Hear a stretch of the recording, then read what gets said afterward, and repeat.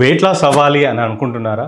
అలాగే హెల్తీగా ఉండాలి అని అనుకుంటున్నారా? అయితే మనం విరాట్ కోహ్లీ యొక్క 7 డైట్ అండ్ హెల్తీ హ్యాబిట్స్ని మనం డీకోడ్ చేద్దాం ఈ వీడియోలో. ఇవి తెలుసుకుంటే మీరు వెయిట్ లాస్ అవ్వడం ప్లస్ హెల్తీగా ఉండడం చాలా ఈజీ. మీరు చూస్తే ఫీల్డ్లో చిరుతలాగా పరిగెత్తుతూ ఉంటాడు, చిరుతలాగా ఫీల్డింగ్ చేస్తూ ఉంటారు, బ్రెయిన్ కూడా యాక్టివ్గా పనిచేస్తుంది. సో ఇప్పటివరకు మన ఛానల్ని మీరు సబ్స్క్రైబ్ చేయకపోతే వెంటనే సబ్స్క్రైబ్ చేయండి, కేపీ వెల్నెస్ పాత్ని. ఇది ఎవరికైనా ఉపయోగపడుతుంది అంటే షేర్ చేయడం మాత్రం మర్చిపోకండి. So Virat Kohli point number 1, discipline is first and always.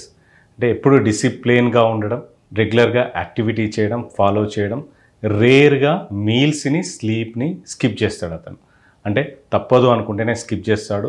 మీల్స్ని plus స్లీప్ని skip చేయడు. ఎప్పుడు కావాల్సినంత పడుకుంటారు, అలాగే కావాల్సినంత తింటారు. ఇది మెయిన్ పాయింట్ ఎవరికైనా, స్లీప్ అండ్ కరెక్ట్గా తినడం అండ్ బ్యాలెన్స్డ్గా తినడం. సో పాయింట్ నెంబర్ 2 విరాట్ కోహ్లీది వచ్చేసి ప్లాంట్ బేస్డ్ డైట్. అతను ఇంతకుముందు నాన్ వెజ్ తినేవాడు. చాలా పోడ్కాస్ట్లో కూడా మీరు చూస్తుంటారు, ఆ రీల్స్ కూడా వైరల్ అయిపోయాయి.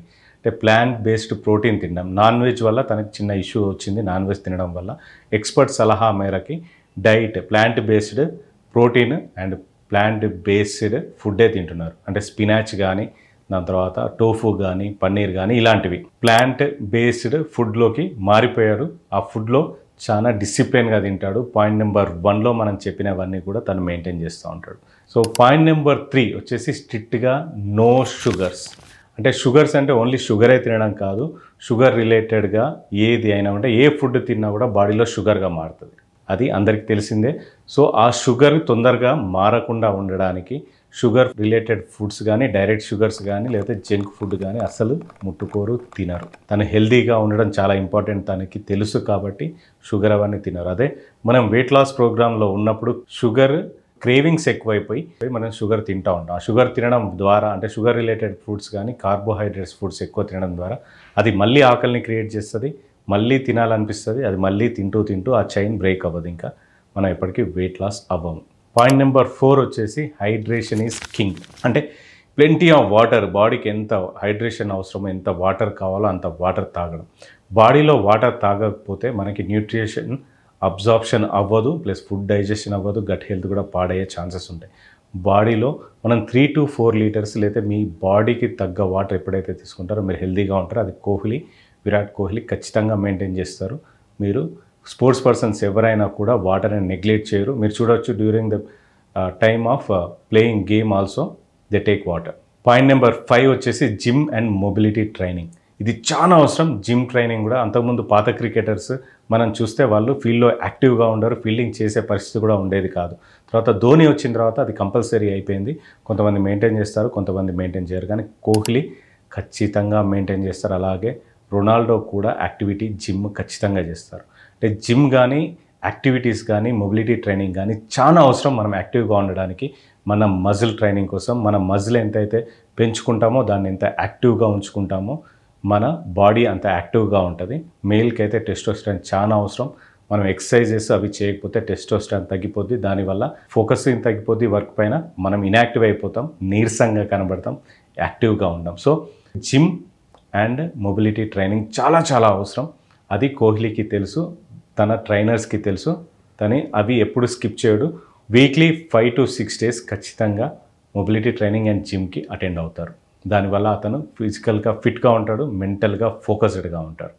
Point number 6 mind set and meditation. Daily meditation చేస్తారు, మైండ్ఫుల్గా ఆలోచించడానికి ప్లస్ యాక్టివ్గా ఉండడానికి. రేపు మనం ఇవాళ ఆడబోయే ఆట విన్ అవ్వాలి అనే పాజిటివ్ మైండ్ సెట్స్తో మెడిటేషన్ చేస్తారు. అలాగే మన దాంట్లో మనం ఒకవేళ మీది వెయిట్ లాస్ టార్గెట్, లేదా మీది బిజినెస్ టార్గెట్, జాబ్లో ఒక టార్గెట్ ఉందంటే మార్నింగ్ మెడిటేషన్ చేస్తూ మనం రియలైజ్ అవ్వడం, దాంట్లో మన బిజినెస్ బాగా నడుస్తుంది, ఇవాళ today is going to be a big day, today I'm going to break something, or today I'm going to achieve something. మీ దగ్గర 10 పాయింట్స్ ఉంటే 10లో 8 పాయింట్స్ అచీవ్ అయ్యేలాగా చూడడం, లేదా 10కి 10 అచీవ్ అయ్యేలాగా చూడడం. దాంతో మీ బ్రెయిన్ని ట్రైన్ చేయడం. ఆ బ్రెయిన్ని మార్నింగే మీరు రెడీ చేస్తారు మెడిటేషన్తో. అది విరాట్ కోహ్లీ గారు డైలీ చేస్తారు. తన గేమ్ ఆడే ముందు తన గేమ్ విన్ అయ్యాను అనే మెడిటేషన్ ప్లస్ బ్రెయిన్ని కంట్రోల్లో పెట్టేలాగా మెడిటేషన్ అనేది చేస్తారు. దానివల్ల ఫీల్డ్లో తీసుకునే యాక్షన్స్, ఫీల్డ్లో తీసుకునే డిసిషన్స్ చాలా స్ట్రాంగ్గా ఇంప్లిమెంట్ అవుతాయి. దానివల్లే అతను అంత పర్ఫెక్ట్గా ఆడగలుగుతున్నాడు, అంత టీంని కూడా మేనేజ్ చేయగలుగుతున్నాడు. 7th పాయింట్ వచ్చేసి చీట్ స్మార్ట్.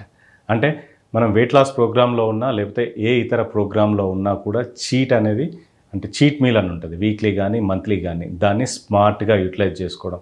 చీట్ మీల్ అనగానే చాలామంది బిర్యానీలు తినడం అవన్నీ తింటూ ఉంటారు, కానీ చీట్ మీల్ ఎప్పుడైనా మనం ఎర్న్ చేయాలా, అంటే మనం దాన్ని సాధించుకోవాలా. ఎలాను అంటే మనం ఆ రోజు మొత్తం డైట్ చేసాం, ఆ వీక్ మొత్తం డైట్ చేసాం, క్యాలరీ డిఫిషియట్ ఉంది, ఆ రోజు ఆ చీట్ మీల్ విపరీతంగా తినకుండా బాడీకి ఎంత కావాలో అంత తిని మిగతాది పక్కన పెట్టేసేయడం, ప్లస్ అది ఎర్న్ చేసుకున్న ఫీలింగ్తో మనం బాడీ తినడం. అంటే మనం అది తిన్న తర్వాత రిగ్రెట్ అవ్వద్దు.